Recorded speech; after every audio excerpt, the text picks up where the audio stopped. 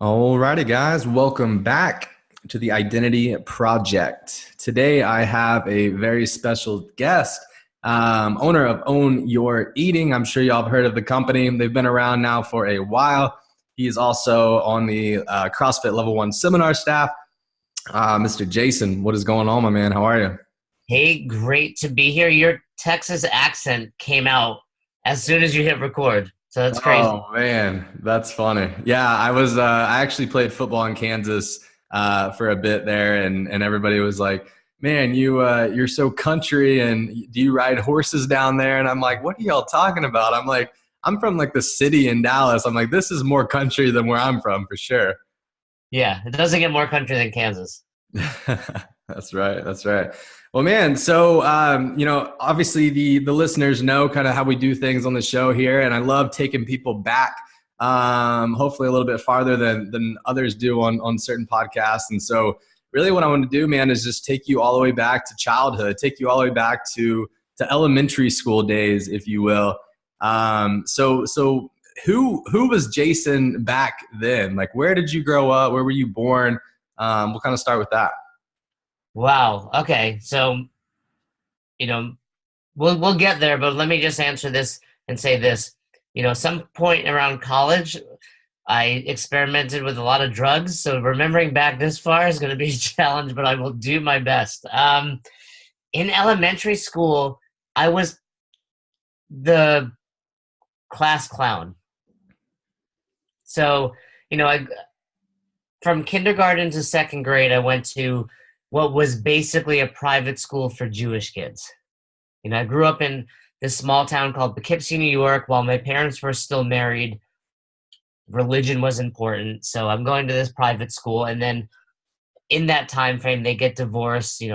Both parents remarried, stay in the same type of area, but I moved far enough that I went to a public school then. From third grade through college graduation. And, in that third, fourth, fifth grade where I was really being shaped, I would say, this is not a bragging type of thing. I was a third grader, who cares? But I was like the cool kid in school, through sixth grade. Beyond that, not so much. But, up until sixth grade, I was the fun kid. I was picked first for sport teams. I was making people laugh. I had all the friends. That's what was going on in elementary school. Interesting. Okay. So what made you that? Were you influenced by your parents? Did you have these people you were seeing, in your environment? Like, who was it that made you into kind of that character, if you will? I don't know. I can tell you, I don't think it was my parents. I don't think it was my parents. I think you just kind of fall into these cliques, I guess. I mean, I don't know how school is these days, but back then it was like somehow so I guess it would go back to this in my school, at least. I don't know how it was where everyone else went, but in third grade, there was like 3 classrooms, different teachers, right? So in third grade, I was kind of assimilating. It was my first year in public school. And then in fourth grade, I got moved into this teacher who was there for his first year. He's, still my favorite teacher of all time. His name was Mr. Snyder. Just a fun teacher, really made school fun. And in that class were like the 2 other cool kids that I hadn't been friends with the previous year. And the 3 of us just kind of hooked up that year.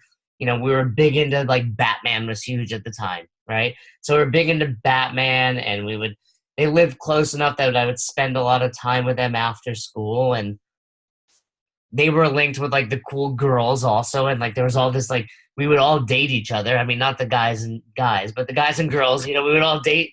I would have one girlfriend for the week, and they would, like, rotate. My friend would date her, dating. We're not doing anything. We're just holding hands. But that was kind of it. And then, we just all somehow stayed in the same class as we went to fifth grade, and then ultimately sixth grade. So we just stayed. I don't know. I think we just had a different energy than a lot of the other kids in the school. That's interesting. Yeah, speaking of dating back in elementary school, that's hilarious. I think I had a girlfriend from I think it was like second grade to fifth grade. I don't even remember why we broke up, but yeah, I had a girlfriend for 3 years then too. So yeah, having a girlfriend in elementary school, That's pretty hilarious. Yeah. Shout out to Paula Di Clemente, Yeah, right. Madison. my fourth grade girlfriend. That's hilarious. But yeah, the dynamic of elementary school and really just what even qualifies like the cool kids is funny to me. But And I think another aspect of it was at that time, like I peaked, and that was when I was like the best athlete. You know, I was a good athlete in fourth grade. You know, what happened beyond fourth grade? Not so much. But, you know, when you're a good athlete, you're getting picked first. Like everyone's kind of, you know, and I don't know if it was like I was a good athlete, so I got picked first, or I was kind of cool, so I got picked first, so it made me become a good athlete. But, you know, like tennis, remember we used to play like kickball, tennis racket, baseball, dodgeball, and, you know, the three of us, like when I say the three of us, it was me, my friend Peter, and my friend Tommy, and we were all, you know, the first picked and always on the winning side. that's awesome. And, you know, those listening that don't know me probably sounds like I'm this arrogant, you know, douche on here. I'm telling you, it went downhill after sixth grade. So it wasn't as if this like continued decline. This was like a short-lived, you're the cool kid. That was that, would that qualify as your prime? Was was elementary school the prime?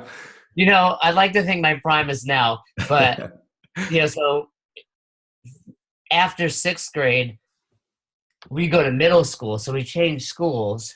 And at this point, my mother influences the classes I'm in because there's like different tracks now. There's, you know, the average track, the below average, and the above average. So my mom is like, well, you're going in the above average track, meaning the harder classes with the smarter kids.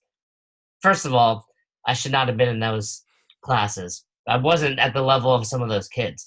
But as most of you would understand, those kids also happen to be the less popular kids in school. You know, hopefully things have changed. I'm not familiar with what's going on in middle schools now. But so for seventh and eighth grade, my, you know, reputation took a significant nosedive. That's interesting. And you said that you shifted schools, right? So you basically all of the friends that you had in elementary school, you no longer had. Was that right? Well, so there were 5 elementary schools in town that all kind of funneled into one middle school. Got So it. middle school was only 2 grades for us, 7th and 8th grade. But, you know, now my friends were being mixed in with 4 other groups of elementary school kids, and none of them were in my classes because they all went to like the, you know, the average intelligence classes, if you will. That's probably not the right word. But, you know, so I would see them and we stayed friendly, but it was hard to stay as close when I didn't have any classes with them all day. Yeah. Got it. That makes sense. So what happened like from a sports standpoint then? I mean, was it just the fact that you went from one school to 5 schools, or like, why did you not excel as you went into middle school? Well, I got fat. So, and then, you know, it's what came first, but all of a sudden I wasn't with my friends that we were playing outside every day. I was in these harder classes, so I was studying more, spending more time inside, and, you know, knowing nothing about eating and nutrition at the time, I just put on a ton of weight. I was short, you know, I was probably under 5 feet at that time.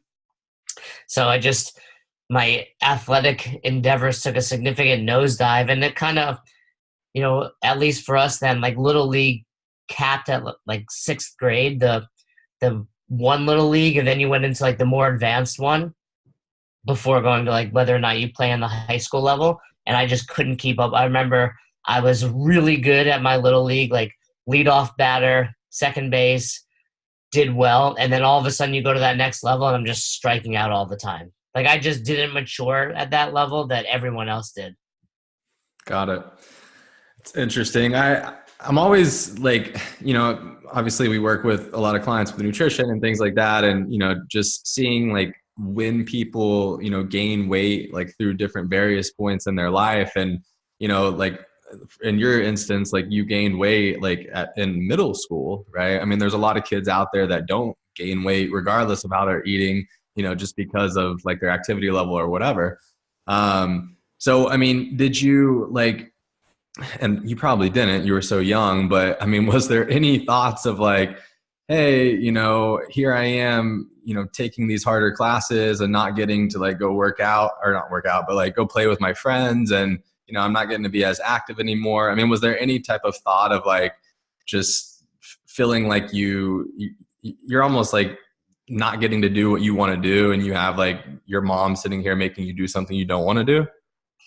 Yeah, I mean, I don't know that I would define it quite as specifically as you just did, but I know in my mind that I realized I wasn't as popular as I had been, and I wasn't doing these activities. I specifically do remember one weekend that I was home and just, this is, probably 1990. So it wasn't like, I probably had video games and whatnot, but all my friends got invited to this one party by a kid that I didn't know as well from middle school. So I had like no friends around, and I'm just bored out of my mind. And I remember that weekend to this day, just as, man, like something has to change, and something had changed to get me to that spot. Wow. That's a pretty amazing realization at such a young age, and then to be remembered for so long. I don't know that I made a change in that moment. It wasn't like, there's my, breaking point. It had nothing to do with feeling like I was chubby at the time or anything, but it was just like I realized that I wasn't cool anymore. Got it. Got it. So was your like, how was like the food in your home? I mean, was it, for me, for example, like, I mean, I was like, frozen meals, and, we ate out like all the time, and, it wasn't anything against my parents or anything like that. It was just, that was the best that we had at that time. That was, what you don't know, you don't know. But do you remember kind of like what your food looked like in elementary school, middle school, or? Yeah, my mom is a phenomenal cook, and I would say, more than 9 out of 10 meals we ate at home. Oh, wow. So, whether it was, there was always dinner, and some of it might have been frozen stuff that she did microwave, but she always added to it. It never looked like we were eating a, hungry man's dinner type of thing. But she was a phenomenal cook, which came from my grandmother, who was also great. I mean, Jewish moms are the best cooks, and they want you to eat. So we always ate dinner together, my mom, my stepfather, and me, and it was always home cooked meals. And I don't remember so much what like breakfast or lunch looked like, but she always sent me to school with lunch. My friends that were buying lunch for like $1 at the time, where you got like a sandwich and tater tots type of thing. I always had my own lunch. So certainly I think it was healthier in the sense that it wasn't processed foods and it was homemade. But, certainly I was overeating. There was no thought really on what we were eating, other than the fact that it was prepared for us by my mom. So it was good quality and healthier. Later on, as I went to high school and did get back into athletics and specifically wrestling, that's where the crazy misconceptions about food from my parents started to show up. Got it. Got it. So as we transition here, like what was that process like after middle school? Like, or I guess we could kind of continue into high school here. So what happens once you get into high school now? So again, everything funnels into middle school. Now, after 2 years together, we all split again into two high schools. So, it's all just based on geography, where you live in the county.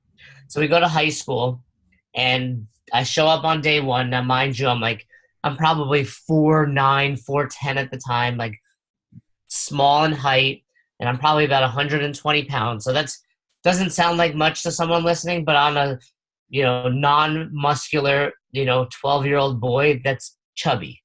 It's definitely chubby. So I show up to high school on day one, very first class. I walk in, earth science, still in the advanced track, like I'm with the smart kids, but the earth science teacher looks at me and he's like, Ackerman.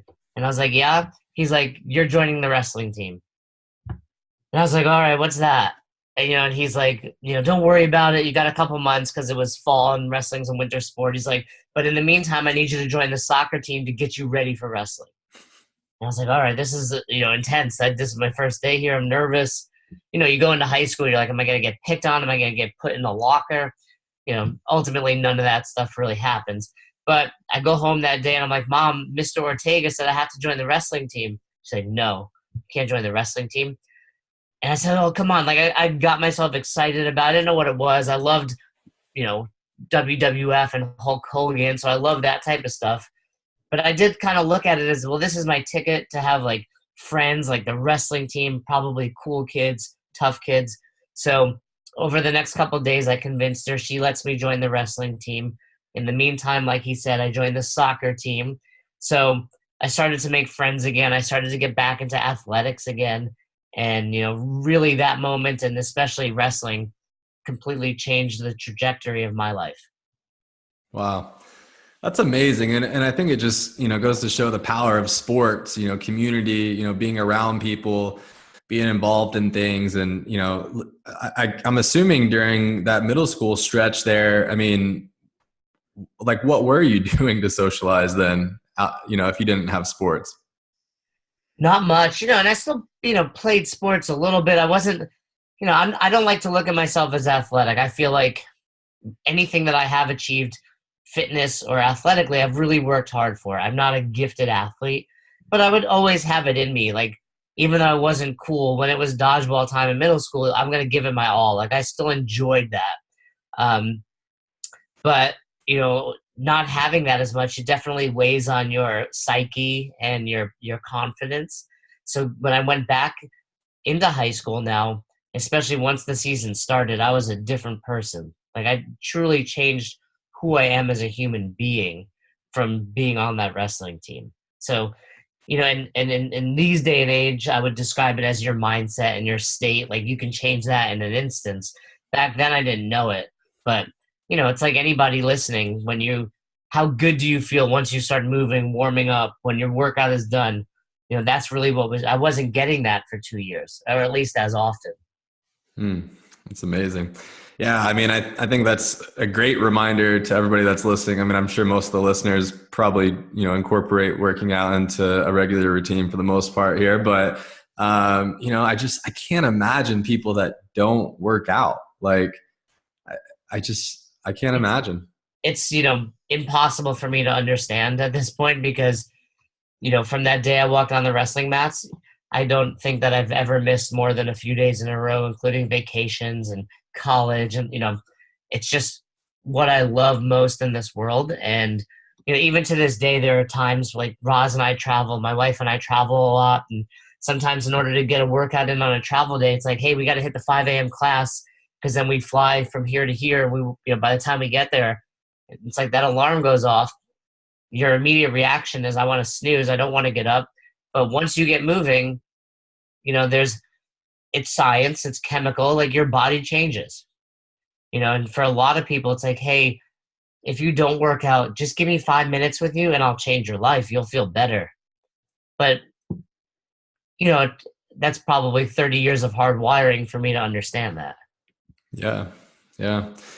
So you obviously, you know, wrestling was something that changed your life. That was actually one of the sports I didn't do, but I did so many others.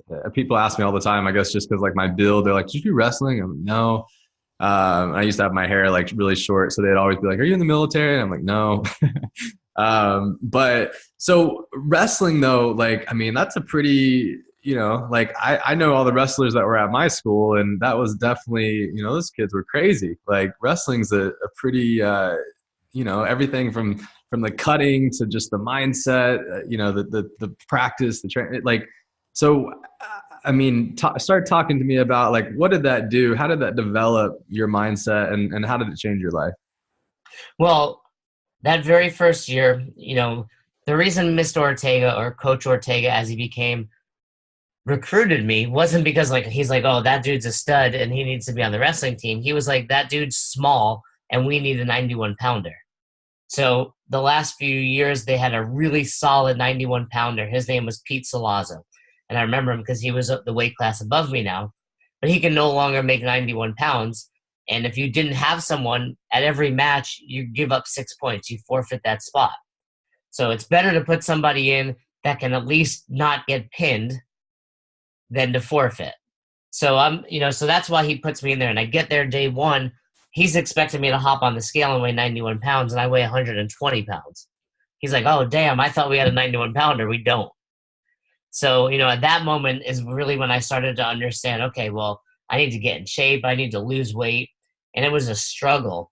So for me, wrestling, that mindset is just like, you can do anything. That freshman year, I lost all but one match. So I won one match and I got pinned almost every other match. A handful of matches I lost by points, which means I made it 6 minutes without getting pinned. And that was all my coach used to say, Ackerman, go out there and don't get pinned, right? Because at that point, as freshmen, there's kids that have been wrestling since they're 6. Here I was 12 or 13 getting out there for the first time. And every day at practice, these guys, Pete, who was 98 pounds, his twin brother, Jason, who was 105, the coach's son, Luke Ortega, who was 112. I can remember everyone's name because ultimately they became my closest allies. But for 3 hours every day, they would kick my ass. And I remember the very last day of practice, Pete coming up to me, who has and he's a sophomore, I'm a freshman. I'm like, this guy is scary. Meanwhile, he's only 98 pounds, but he's beating me up every day. And he comes up to me, shakes my hand, hugs me. He's like, we thought you were going to quit. We tried to get you to quit. We can't believe you stayed here all season. And I just, for me, it was like, I didn't know there was an option. I didn't know I could quit. So it was just like, that mindset has always been deep in me. Like, if you commit to something, you're going to follow through. But understanding that at that point, it's like, wow, I could have. Now I am tougher. And those guys became my closest friends. Come back the next year, we practiced all summer together, and I went on to win, the sectional championship. So it was just a matter of really, when people talk about wrestling, what I know about them is how hard they're willing to work, that they're not going to give up. If you own a business and someone comes in that has wrestled, it's like you want to hire them. Yeah, that's awesome, man. Yeah, and like I said, I knew a lot of wrestlers, and I mean everything that you just listed out. I mean that's 100% right. So that's awesome, man. I want to go back to a little piece on the mindset, though. How you talked about anything that you commit to, like you're all in, like you're not going to quit. So did that come from your parents, or was that something you instilled in yourself? I mean, I think anything you have in your life comes a little bit from your parents, right? And your upbringing and your culture and all that. I think two things. One, my father is just very stubborn like me when it comes to athletics. He's not athletic. He's run, I think, about 20 marathons, which he no longer runs, but he used to do the New York City every year and a handful of others. He's a decent marathon runner and then got into cycling. And it's just, he got the nickname Grinder, which referenced the fact that he'd be willing to grind through anything. And that's kind of my mentality. I'm not the fittest, fastest, or strongest, but I will stay in this till I die. Like, I will outlast anybody. And personally, that's what I thrive off of. I don't do well on, good job, Jay, go get it. Like, I do well on watching other people break and making me feel like if you're not breaking, you're getting stronger. So I get that from my dad. And then my mom, who I think I realized years later, she was a single mom briefly, and then she's remarried to my stepfather, who's been a tremendous influence on my life as well. Just the fact that she busted her butt in that time that it was just the two of us. She was always, and she put me first for sure. So having that mentality, both their, belief systems in place, I think did influence me a little bit, but ultimately it also just came from that wrestling room and self-development. Yeah, that's awesome, man. That's powerful. I'm assuming, knowing that you do CrossFit here, your favorite type of workouts are AMRAPs then, huh? Yeah, I love all workouts, but yeah, that 20-minute AMRAP is my jam, where it's like, I know it's weird because wrestling's like this 5-6 minute match, and I'm good in that time domain also. But I love that, being in a room, watching other people slowly die off, and I thrive off of, you got to keep going. You got to do more. One of my favorite stories about that is At one point when I owned a box, one of my coaches was this young kid who was super fit, way fitter than I was, but I would beat him at almost every workout because every time he would slow down is when I would pick up, and mentally he would break and I would pick up. And so it was, fun to get that kind of mental training in there. Yeah, that's awesome, man.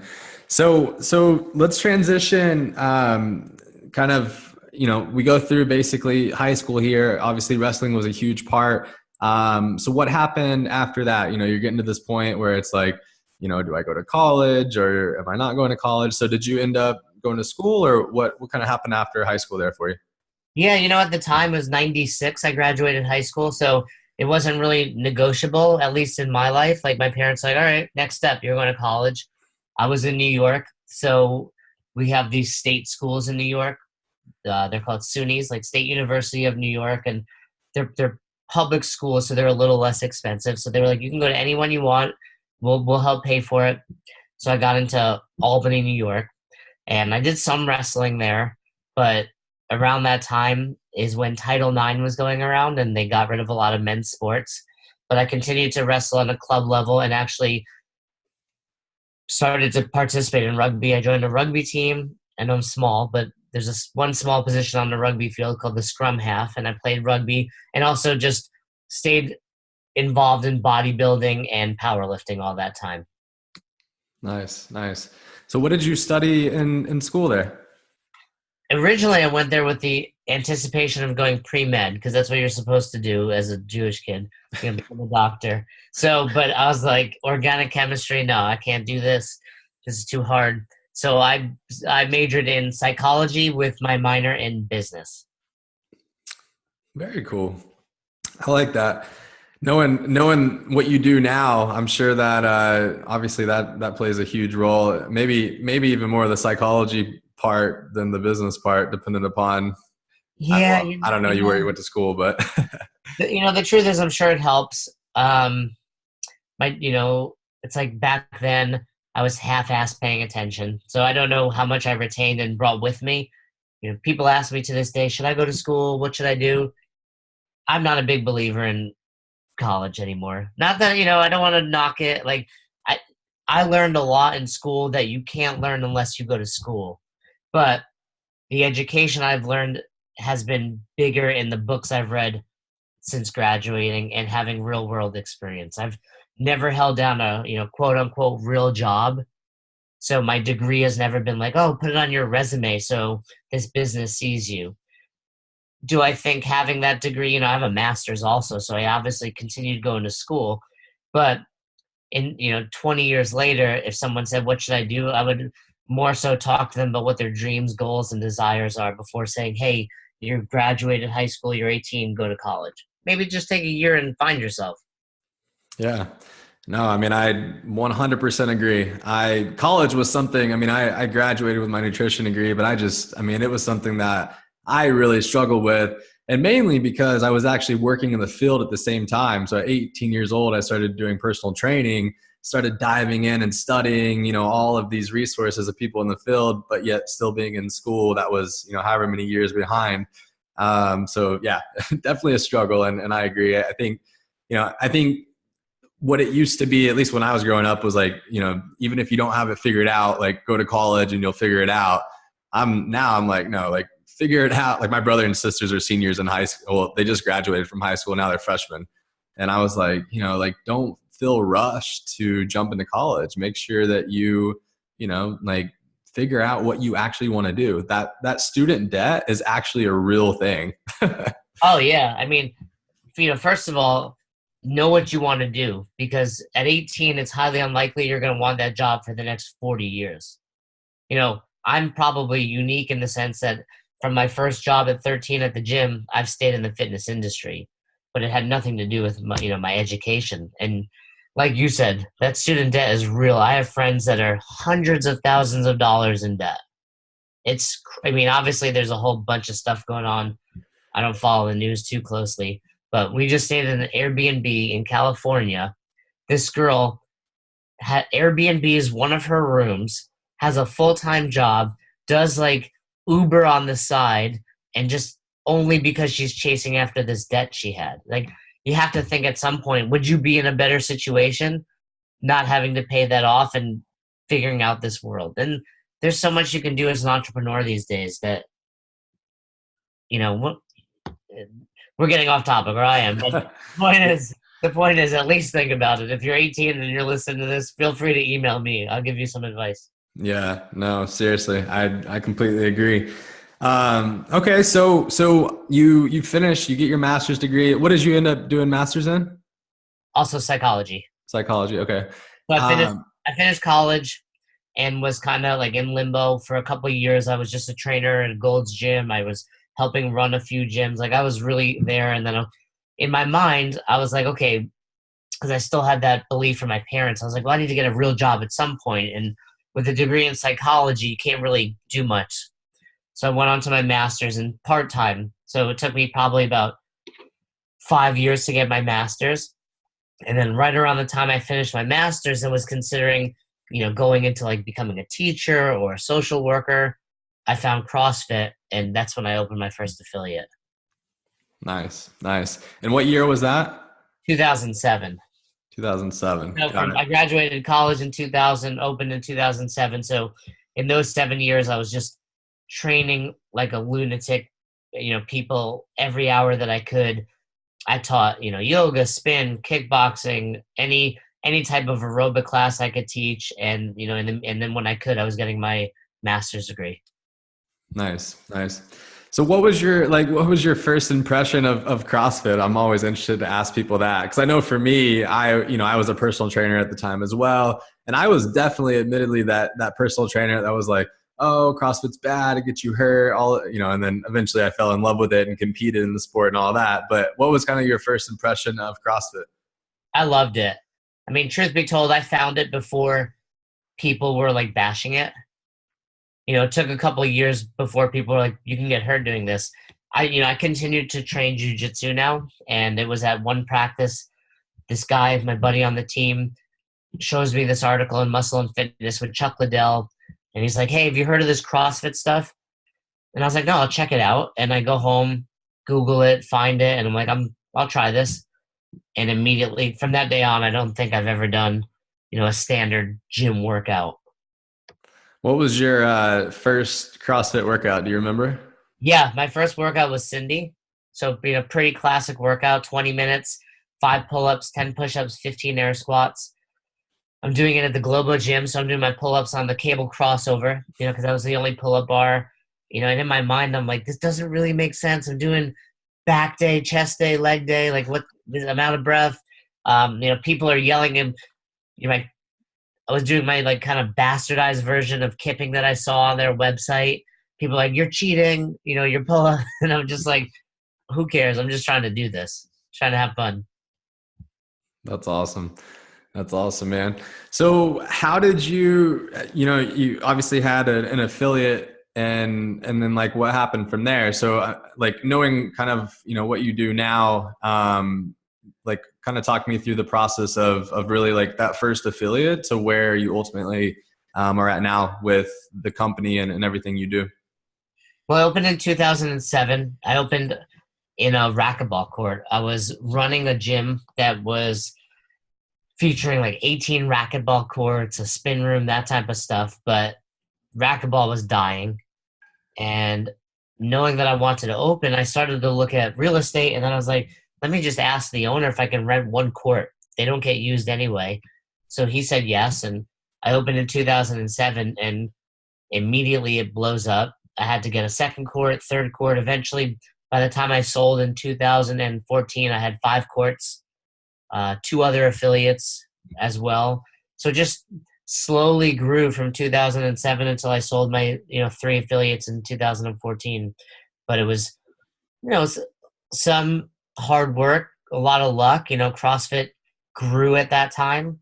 It was before there were 15,000 affiliates. So I was the only one in Albany, New York. And at the peak, we had about 500 members there. And we just had a really, really good time.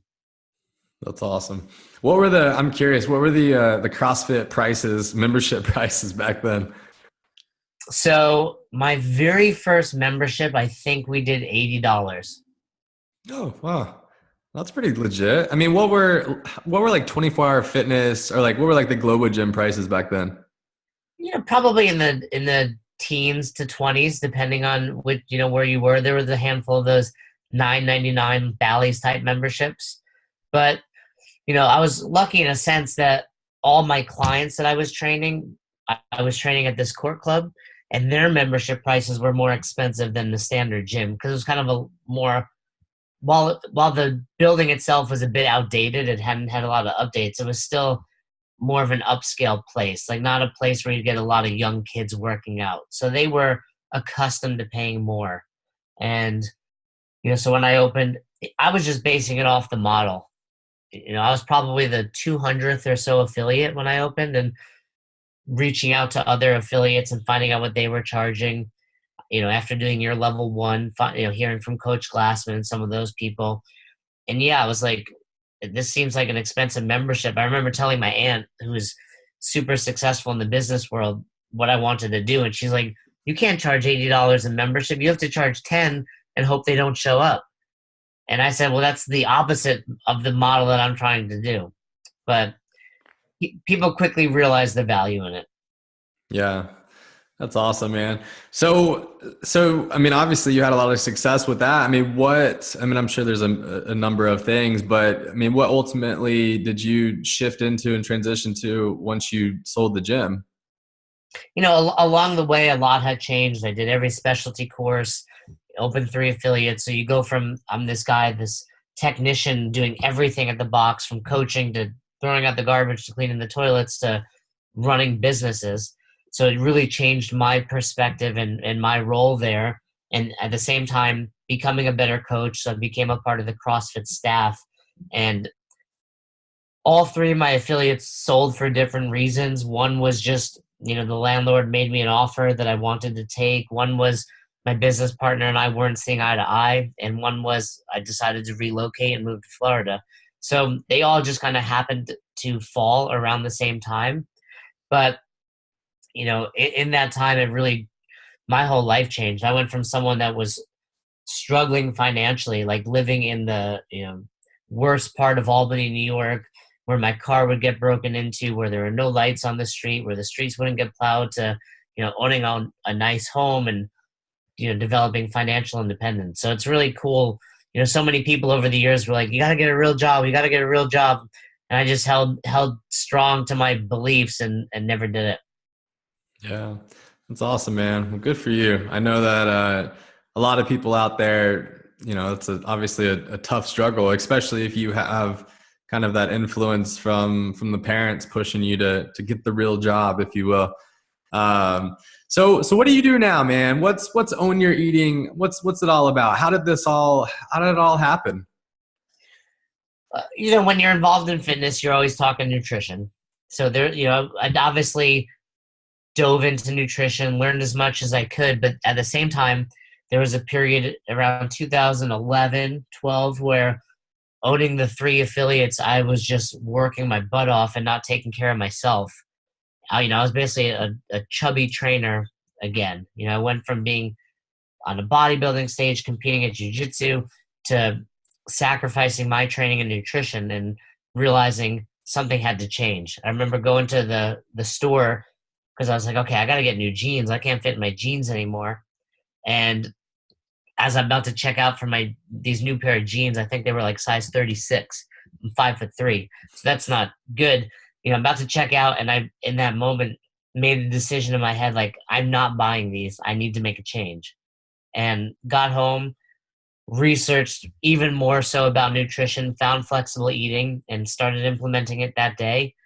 And it was one of those things where, as I did it and saw success, everyone was asking me about it. All my clients, all the members. So I just started talking to them. Well, here's what I did, and try this and try that. And lo and behold, it was working for everybody. They were loving it. And, I still own the affiliates, so it was just part of our membership. And then when I sold the affiliates and moved down to Florida, I was like, well, I got to figure out a way to continue to make money now. And that was the next step. Yeah, that's awesome. So, I mean, obviously this is something that you had to deal with once in your life before, and it was, that body transformation, or really that whole transformation of life happened, with wrestling. And I mean, was there any of that, like, I don't know, that kind of like negative feedback loop of just like, oh no, like this is literally happening like again? Like, I mean, like how long, I mean, obviously that went on for a while, right? In order for you to actually get to that point, to the size 36, but how many times did that thought come into your head along the way? It's just like this persistent thought, because while I was getting heavier, I still was fit. Even at my heaviest, I had a sub 3 minute Fran, which, if you're listening, that's pretty decent in the CrossFit world.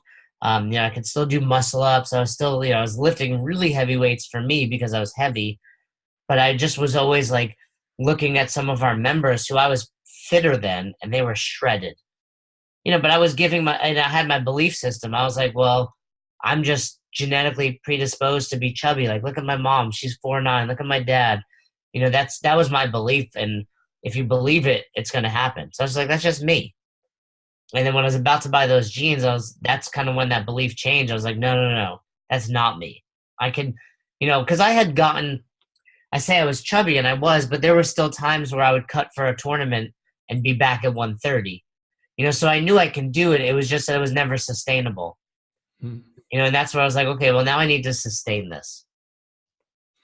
Wow.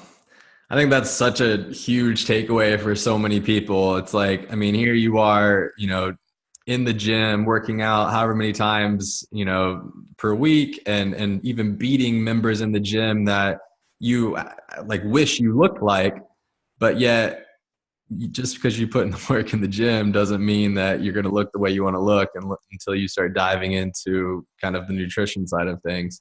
Such a big, side of the equation. Like everybody talks about, oh, it's, 80% of it or whatever, whatever percentage you want to put on it. But it just goes to show, I mean, it's so incredibly important. Like you have to look into nutrition. You can't out train a bad diet, right?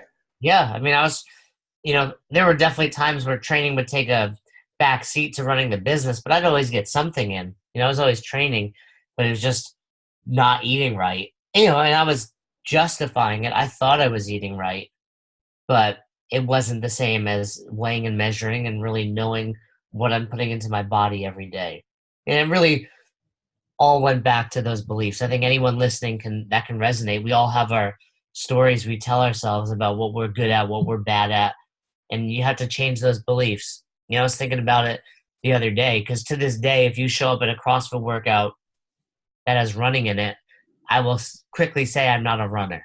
Like, I can't run well. I'm not a runner. I'm slow. I'm short.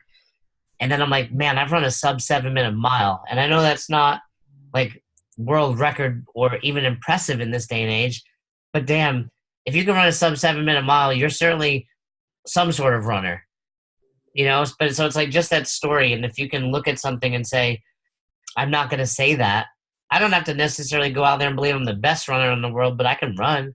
And I was the same way with my nutrition. I was like, no, it's not my genetics. It's me. I need to make this change. I need to stop saying I'm supposed to be fat and start saying I'm supposed to be shredded. Wow.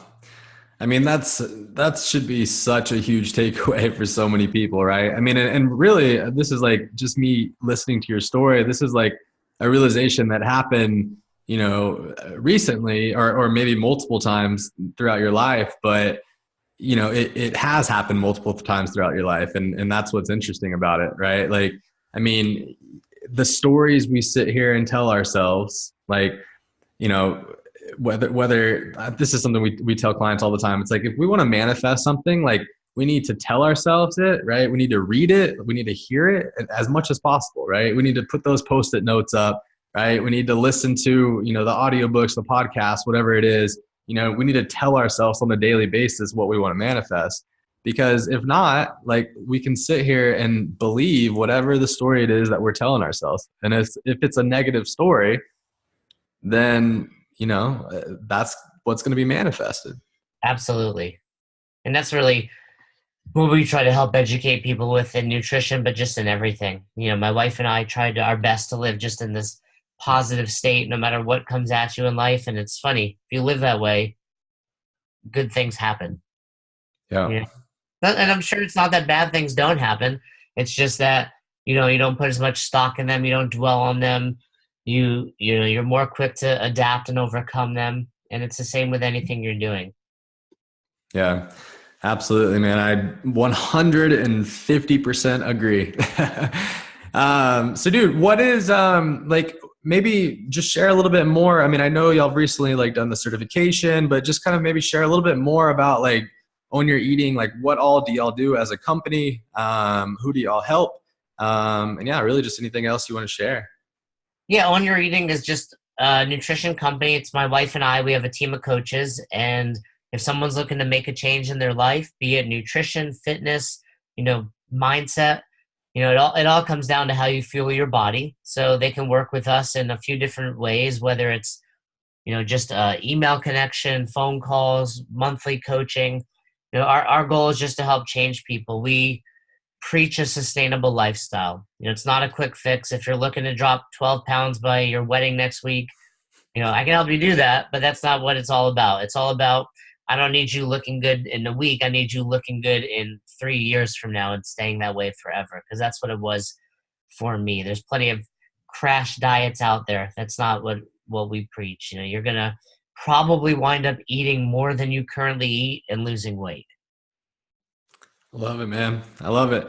Yeah, I mean, obviously for the listeners here, I mean, we are very aligned on a lot of different of the topics there, and love what you do, man, and love the movement that y'all have created, and really just excited for everything going forward. Is there any exciting news that you have coming up here in 2019 that you'd like to share at all? Well, our big news, it's been a little bit now, but we have our certificate course out. So that's pretty tremendous. We have people taking it, learning all about the Own Your Eating lifestyle and going on and coaching other people. And the other project that I've been working on is I have my third book coming out called Best Hour of Their Day, all about lessons I've learned in the fitness community for the last 25 years. So not available yet, but hopefully within the next couple months, it's in the final editing processes. Nice, nice. I love it, man. That's amazing. Your next book after that is going to have to be titled "The Other 23 Hours of the Day." Well, it's funny because I'm writing this one and it's all my story, learning from people, and then we've already started the next one, which is called Best Hour of Our Day, and it's all about how you work with your partner in business. Oh, nice. That's very cool. That's awesome, man. Well, Jason, dude, thanks so much for taking the time, my man. I really enjoyed listening to your story, and hopefully all the listeners really just got to find out a little bit more about you, the man, the myth, the legend, the guy. Hopefully, maybe we can get your wife on here at some point too. But the man behind Own Your Eating, Jason, thank you so much, my man. Thank you.